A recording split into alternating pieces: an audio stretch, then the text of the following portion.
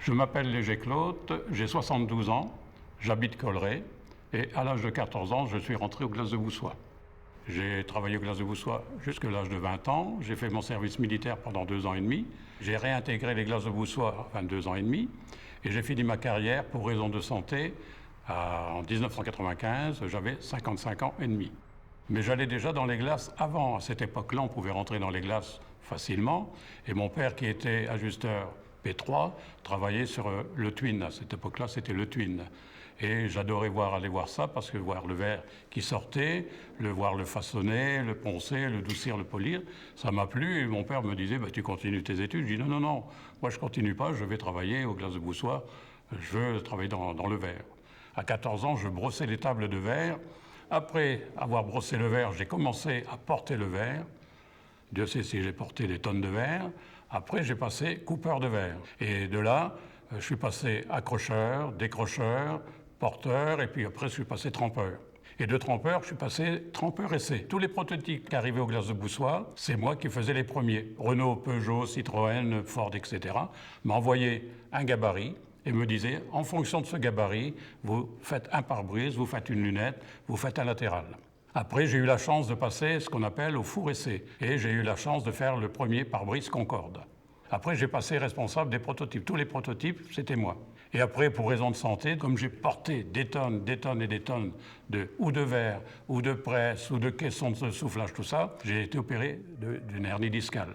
Mais comme je gagnais très bien ma vie, moi, j'y trouvais mon compte, alors je ne me plaignais pas. Je ne me suis jamais plaint, quoi. Donc là, il n'était plus question de porter quoi que ce soit. Et là, je suis arrivé au service contrôle, où j'ai fini ma carrière professionnelle. Là. Je suis rentré, j'ai toujours porté du verre. Après, j'ai toujours été sur des fours à 750 degrés. Attention, en espadrille, sans gants, sans lunettes, sans rien. Il n'y avait pas de sécurité. Après, on m'a foutu des fours à plaques. Il fallait que je tienne des pare-brises tout seul, sur un genou pour l'accrocher. J'étais toujours tout seul. Je demandais un deuxième. J'en ai pas dans mes poches des ouvriers. Je ne peux pas t'en donner. J'en ai pas. Donc, j'ai toujours eu des boulots difficiles. Et d'autres que moi ont eu des boulots difficiles. C'est pour ça qu'à 55 ans, j'ai été viré des Glaces de Boussois. On n'avait pas d'autre place à me donner du fait que mon dos est abîmé. Pour ce qui est de mon entreprise, en 1898, la famille Després, venant de Charleroi, Belgique, va construire les Glaces de Boussois. Dans les années 65, c'est Antoine Riboud qui va racheter les Glaces de Boussois, qui va devenir Boussois-Souchon-Neuvesel. Et après, en 1981, Antoine Riboud va nous vendre aux Américains PPG. Depuis 1998, cette société appartient aux Japonais. Et à partir d'un moment, dans ces secteurs, on faisait beaucoup ce qu'on appelle des verres spéciaux. On a fait des vitraux, on a fait beaucoup de verres de couleur qui servaient dans le monde entier, on a fait des miroirs. On était beaucoup diversifiés, on avait des produits qui allaient aussi bien dans les salles de danse, dans les salles de théâtre, dans les laboratoires, un peu partout, dans les hôpitaux, tout, puisqu'on a même fait du verre qui servait dans les radiologies. À l'heure actuelle, aux Glaces de Boussois, on fabrique que de la glace pour le bâtiment et l'automobile. Quand je suis rentré en 1954 aux Glaces de Boussois, on fabriquait avec 600 personnes environ entre 100 et 120 tonnes de verre par jour.